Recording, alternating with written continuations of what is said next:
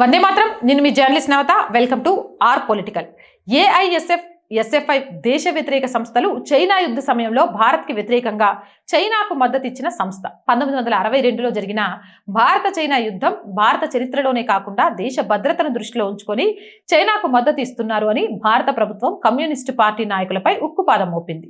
ఈ నేపథ్యంలో ఆ సమయంలో అరెస్ట్ అయిన నాయకులకు AISF, all India student federation కు ఉన్న విడదీయరాని బంధం. యుద్ధ సమయంలో కమ్యూనిస్టు నాయకుల అరెస్టులు యుద్ధ తీవ్ర రూపం దాల్చిన సమయంలో అప్పటి భారత ప్రభుత్వం డిఫెన్స్ ఆఫ్ ఇండియా రూల్స్ కింద దేశవ్యాప్తంగా వందలాది మంది కమ్యూనిస్ట్ నాయకులను అరెస్ట్ చేసి జైళ్లలో పెట్టింది.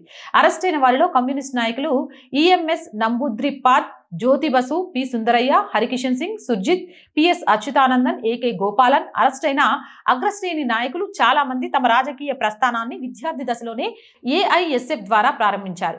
హరికిషన్ సింగ్, సుర్జిత్, జ్యోతి బసు, ఏకే గోపాలన్ వంటి వారు యవ్వనంలో ఏఐఎస్ఎఫ్ వేదికగా విద్యార్థి ఉద్యమాల్లో చురుగ్గా పాల్గొని కమ్యూనిస్టు భావజాలాన్ని పుణికిపుచ్చుకున్నారు. 1962 యుద్ధ సమయంలో అరెస్ట్ అయిన కమ్యూనిస్టు నాయకులందరూ ఏఐఎస్ఎఫ్, ఎస్ఎఫ్ఐకు చెందిన వారే. ప్రభుత్వం సీనియర్ కమ్యూనిస్టు నాయకులను డిఫెన్స్ ఆఫ్ ఇండియా రూల్స్ కింద అరెస్టు చేసినప్పుడు ఏఐఎస్ఎఫ్ దేశవ్యాప్తంగా నిరసన ప్రదర్శనలు చేపట్టింది. ముఖ్యంగా పశ్చిమ బెంగాల్, కేరళ, ఆంధ్రప్రదేశ్ మరియు పంజాబ్ వంటి రాష్ట్రాల్లో విద్యార్థులు పెద్ద ఎత్తున రోడ్లపైకి వచ్చి ధర్నాలు చేశారు. జ్యోతి బసు, హరికిషన్ సింగ్, సుర్జిత్, పి సుందరయ్య వీరు 1970లో ఎస్ఎఫ్ఐ ఏర్పాటులో కీలక పాత్ర పోషించారు. 1962లో జరిగిన భారత్ చైనా యుద్ధ సమయంలో అఖిల భారతీయ విద్యార్థి పరిషత్ కీలక పాత్ర పోషించింది. ఆ సమయంలో విద్యార్థులను దేశభక్తి మార్గంలో నడిపించడంలో వారు క్రియాశీలకంగా వ్యవహరించారు. దేశ రక్షణ కోసం విద్యార్థులను ఏకం చేసి వారిలో జాతీయ స్ఫూర్తిని నింపారు. యుద్ధ రంగంలో ఉన్న సైనికుల కోసం నిధులు, దుస్తులు, ఆహార పదార్థాలను సేకరించి పంపడంలో ఏబీవీపీ కార్యకర్తలు చురుగ్గా పాల్గొన్నారు. గాయపడిన సైనికుల కోసం పెద్ద ఎత్తున రక్తదాన శిబిరాలు నిర్వహించారు. చైనా దురాక్రమణకు వ్యతిరేకంగా ప్రజల్లో అవగాహన కల్పించడానికి నిరసన ప్రదర్శనలు, సభలు ఏర్పాటు చేశారు. సంక్షిప్తంగా చెప్పాలంటే ఆ క్లిష్ట సమయంలో యువతకు దేశ సేవకు మళ్లించడంలో ఏబీవీపీ ఒక గొప్ప వేదికగా పనిచేసింది. 1962 యుద్ధ సమయంలో ఆర్ఎస్ఎస్ పాత్ర గురించి మాట్లాడాల్సి వస్తే, చైనా భారత్పై జరిపిన ఆకస్మిక దాడి దేశ చరిత్రలో ఒక క్లిష్ట సమయం. ఆ విపత్కర పరిస్థితుల్లో సైన్యానికి అండగా నిలవడంలోనూ, పౌర రక్షణలోనూ రాష్ట్రీయ స్వయం సేవక్ సంఘ్ పోషించిన పాత్ర చిరస్మరణీయం.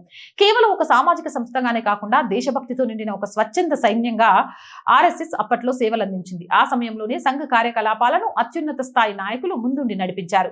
ఎంఎస్ గోల్వార్కర్ అప్పటి ఆర్ఎస్ఎస్ సర్సంఘచాలకైన ఆయన దేశవ్యాప్తంగా పర్యటించి స్వయం సేవకులలో ప్రజలలో ధైర్యాన్ని నింపారు. దేశం కోసం సర్వస్వం త్యాగం చేయాల్సిన సమయం ఆసన్నమైంది అని ఆయన పిలుపునిచ్చారు. సర్కార్యవాహ హోదాలో దేశవ్యాప్త సహాయ చర్యల్లో సమన్వయం చేశారు ఏక్నాథ్ రానాడే గారు. ఇక స్వయం సేవకులను యుద్ధరంగ అవసరాలకు అనుగుణంగా సిద్ధం చేయడంలో బాలాసాహెబ్ దేవరాస్ గారు కీలక పాత్ర వహించారు.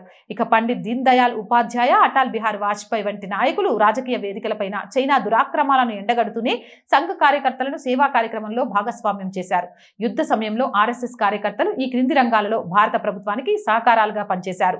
సరిహద్దులకు వెళ్లే సైనికుల కోసం రైల్వే స్టేషన్లలో భోజన వసతులు కల్పించడం, మందులు మరియు ఇతర నిత్యావసరాల్ని సరఫరా చేయడం వంటి పనులు చేశారు. గాయపడిన సైనికుల కోసం దేశవ్యాప్తంగా వేల సంఖ్యలో స్వయం సేవకులు రక్తదానం చేశారు. పోలీసులు యుద్ధ విధుల్లో నిమగ్నమై ఉన్నప్పుడు నగరాల్లో ట్రాఫిక్ నియంత్రణ, రాత్రి వేళల్లో పహారా, శాంతి భద్రతల పరిరక్షణలో ఆర్ఎస్ఎస్ స్వయం సేవకులు పోలీసులకు చేదోడు వాదోడుగా నిలిచారు. దేశ రక్షణ కోసం భారీగా నిధులను సేకరించి ప్రభుత్వానికి అందజేశారు. నానాజీ దేశ్ముఖ్, యాదవరాజ్ జోషి వంటి నాయకులు ఈ సేకరణలో కీలక పాత్ర పోషించారు. ఆర్ఎస్ఎస్ అందించిన నిరుపమాన సేవలను అప్పటి ప్రధానమంత్రి జవహర్లాల్ నెహ్రూ స్వయంగా గుర్తించారు.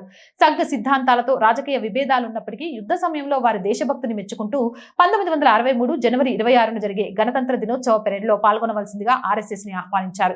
కేవలం 24 గంటల ముందే ఆహ్వానం అందినప్పటికీ సుమారు 3000 మంది స్వయం సేవకులు తమ పూర్తి గణవేషంలో అంటే యూనిఫామ్ లో బ్యాండ్ మేళంతో రాజ్ పథ్ లో కవాతు నిర్వహించి అందరినీ ఆశ్చర్యపరిచారు. ఇది ఆర్ఎస్ఎస్ క్రమశిక్షణకు మరియు దేశభక్తికి దక్కిన గొప్ప గౌరవం. 1962 యుద్ధం భారతదేశానికి ఒక చేదు జ్ఞాపకమైనప్పటికీ ఆ సమయంలో ఆర్ఎస్ఎస్, ఏబీవీపీ చూపిన చొరవ, స్వచ్ఛంద సేవ మరియు నాయకత్వ దేశ చరిత్రలో ఒక ముఖ్యమైన ఘట్టం. భావజాలాలకు అతీతంగా దేశం కోసం అందరం ఏకం కావాలని ఆర్ఎస్ఎస్, ఏబీవీపీ ఆనాటి నుంచి ఈనాటి వరకు నిరూపిస్తూనే ఉంది. అండ్ మోర్ వీడియోస్ కోసం ఆర్ గ్రూప్ ఆఫ్ ఛానల్స్ ని వెంటనే సబ్స్క్రైబ్ చేయండి. మీ అందరికీ తెలుసు R group of channels, R voice, R political, R Sanskriti 3 మన ఛానల్సే. So please subscribe our channels. అలాగే ప్రతి కంటెంట్ ని లైక్ చేస్తూ, షేర్ చేస్తూ, కామెంట్ చేస్తూ ఉండండి. మీరు చేసే ప్రతి కామెంట్ వాల్యుబుల్. అలాగే మీరు చేసే ప్రతి లైక్, షేర్ మన వీడియోస్ వైరల్ గా మారడానికి ఉపయోగపడతాయి. ఆర్థికంగా మీకు తోచిన సహాయం చేయడం ద్వారా ఈ ఛానల్ ని నిలబెట్టడానికి ప్రతిరోజు తపన పడుతున్న ఒక అమ్మాయి కళకు సహకారాన్ని అందించండి. ఆర్థికంగా సపోర్ట్ చేయాలి అంటే సబ్స్క్రిప్షన్ పక్కనే జాయిన్ అనే బటన్ ఉంది. 1 to 5 లెవెల్స్ ఉన్నాయి. ఏదో ఒక లెవెల్లో సపోర్ట్ చేయండి.